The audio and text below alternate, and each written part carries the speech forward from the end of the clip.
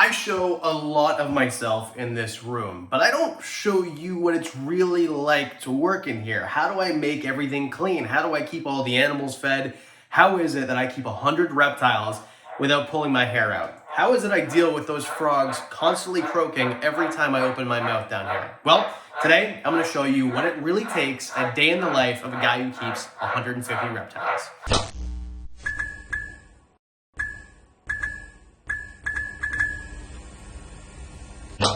First things first, it is actually difficult to take care of this many reptiles even with help. So the first thing I do, even on a day like today when I know Ari is coming in, the zookeeper, I go downstairs and check and make sure that everything's alive and well and doing great.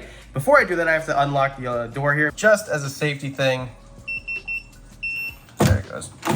To make sure that children can't just get downstairs. So don't let your children just play with your snakes while you're not attending them.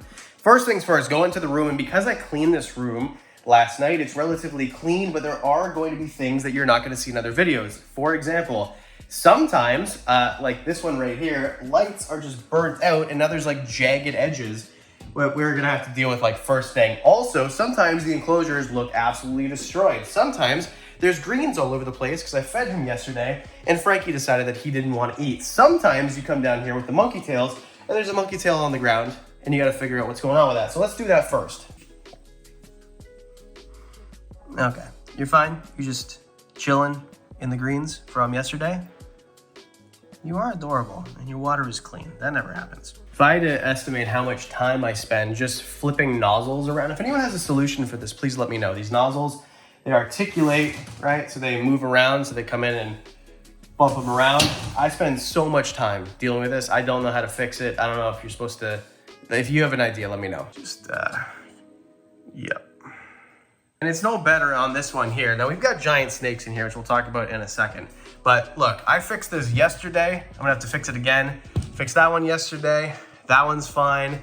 The one in the middle is all messed up. Having giant retics is great. It's super fun. But the reason I'm getting rid of them is because they just tear everything apart and they're difficult, and it's just not what I want for this enclosure. I'm looking for more of something that's like an ecosystem, something that I don't have to worry about having to reset everything and all my plants getting destroyed and things like that. I do have other retics and other enclosures. For example, I'll show you one right now. And this one looks freaking terrible. And the reason is, flipped over the water bowl, this stick is attached to something to make it like arboreal. That's gone. I don't even know how she did that. And then I took out the rest of the arboreal stuff to clean yesterday and have them put it back in, which is one of the projects, just like the stuff on the side right here, like this boa that has nothing in this enclosure, because we just took it out because we have to do a deep clean sometimes and reseal, because what I did is I used silicone to seal, and then as you can see, the silicone rotted, and then now the water started to, so it's a whole thing. So I have to put in pond liners. Probably gonna do that tomorrow, and then put in, I don't know, $200 worth of substrate in each one, and then the microfauna, and it's just a lot. But I don't want to get this mixed up as complaining, because it's not all problems, although there is a lot of problems with this many reptiles, and we haven't even gone into the breeding room yet. Sometimes I like to come down here and just hang out with the animals. For example, Frankie. I come down here, I see Frankie's got a little bit of stuck shed, and it's just an excuse to pick him up and handle him. But also it's an excuse, because I think that with automation, a lot of the times people will neglect actually handling their animals. Well, it's on a timer, you know, the light's on a timer, it's on a misting system, but then you get to handle Frankie, and it's just super fun and rewarding, and you get to just kind of remind yourself why you love these animals in the first place, because I think a lot of the time when you have this many, you can't form bonds with all of them, which is okay. But I definitely have my favorites, and maybe none more than Frankie, the Fiji banded iguana. But then it's back to problems, and the first thing is we have to fix this. So this bulb exploded. I don't know how that happened, but I'm gonna have to make sure that there's no glass down here, which there definitely will be, so I'll take all of that, turn off this light, unscrew it, and then screw in a new light. So the glass is all cleaned up, and I wasn't really going to make this a tips and tricks video. We have an extra light, by the way. Always have extra lights when things burn out, just obvious. But as you can see, it's totally charred and sharp, and I'm just not sure how to do this. But one time on Popular Mechanics for Kids in 1998, I learned that you can use a potato to take out broken bulbs. So let's give that a try.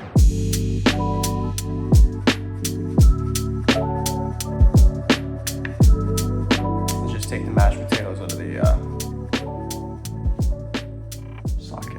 always have extra bulbs. I actually use the dollar store halogens, the 50 watts. Now, I know you're gonna say, well, that's why it broke in the first place. No. That was a name brand. That was an Exoterra bulb that I only used because I got it for free in a trade. These things have never done that to me, and I don't know how long I've been using them for. I don't know, the very first video on this channel ever, the very first one, is me buying these at the dollar store. $2.50. Look at that, just like that, it works. How do you feel about that, Diamond? Okay, good. Part of owning this many animals is you have to feed all of the not reptiles every single day. And by not reptiles, I mean this fox, and we've got thylacine, I'm pretty sure that's what Nelly is, and a bear, and whatever weaselly animal this one is. So after we're done feeding him, let's go to the reptile store, because every one of these animals also needs to eat at least a few times a week. And my favorite part of the week is going to see the reptile store, because they always have something new for me to look at and to see. And it's always a good idea to support your local reptile store. So if you are able to buy things at the reptile store rather than ordering them in from a big giant conglomerate, I think you should.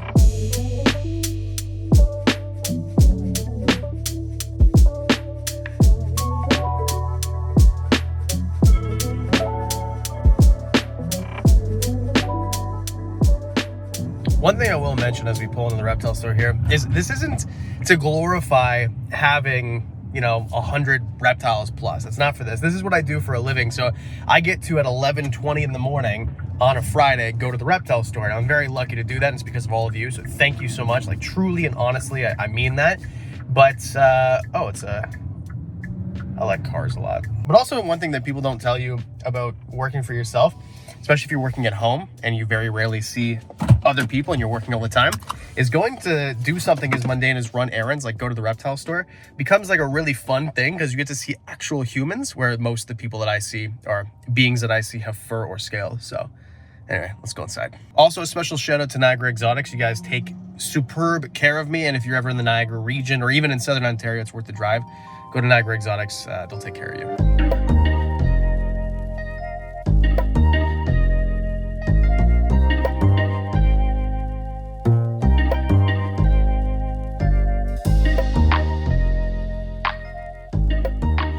So I came back to give the crickets to Aria here, and I found that she's draining one of these things. So what happens is the misting system throughout the year, it changes, right? So during the cooler months, the furnace is always on. The furnace is right behind us. And what that's going to do is it's going to dry out the room, and it's going to dry out the enclosures. But because these enclosures are meant to hold humidity, oftentimes the drainage layer will then start to hold water, and Aria goes in and drains them. So in this last one, that's how much we got. That's a whole bunch. So that means that we're going to change the misting system. It's one of those things where when you have this many reptiles and this many enclosures, everything changes by season. And luckily I have help doing it, but you have to be mindful of when those things need to be changed, and not everything is the same every single day, which is why I'll make videos like this every 4 months. And to take care of the comments now, I know that there's going to be comments below, oh, he keeps them in racks still. I do keep some leopard geckos in racks that we're breeding.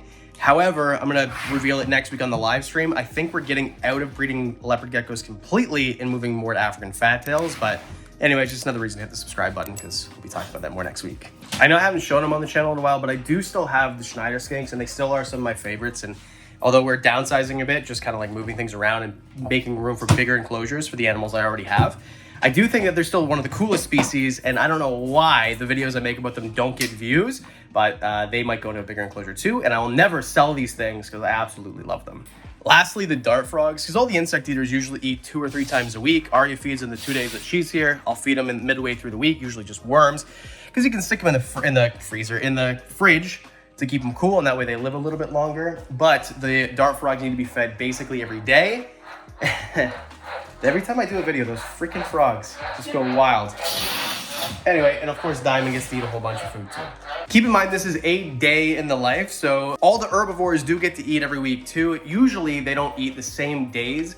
So for example, if it's a bearded dragon, I'll feed that guy 3 times a week or 4 times a week, something like arugula, Swiss chard, dandelion green, watercress, whatever. And then he gets fed insects twice a week. So he gets fed basically every day, and that's why he's such a chunky boy. And obviously you're not supposed to pick favorites. I just realized this. Here's a white street frog right in the corner here.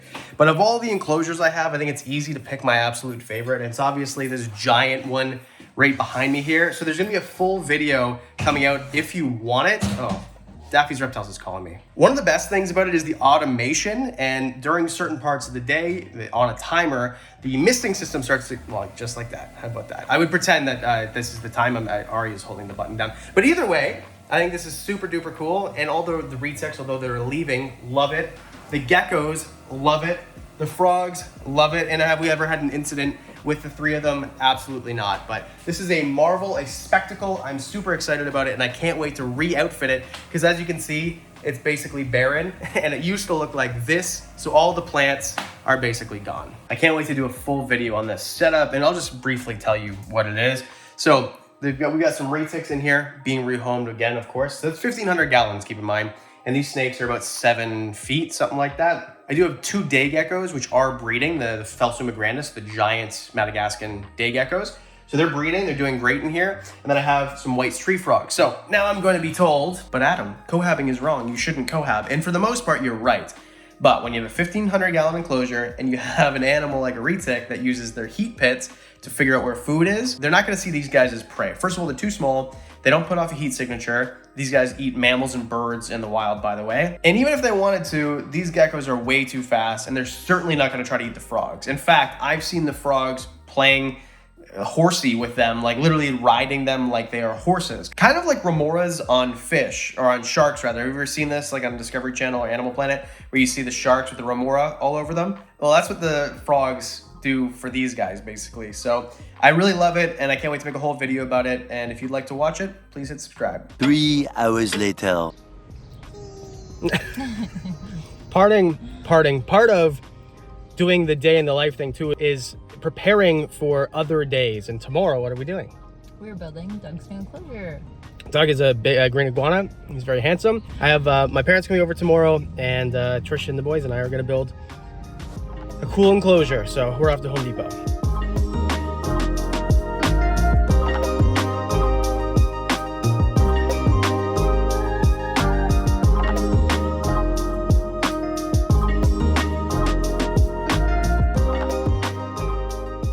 Did you guys have fun at Home Depot?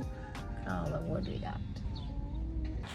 And that's it. I gotta unload this stuff. If you want to see the build of the enclosure, then next week, or I guess on Thursday, hopefully that video will be out, but we're building it tomorrow. And thanks for everyone who hit the subscribe button. The Patreon supporters, as always, really appreciate it. If you want to see more videos like this, please do let me know in the comment section below. And if not, then we can do top 5 stinkiest YouTubers who make reptile videos in their basement. Because I do videos Mondays and Thursdays, that means I'll see you in the next one.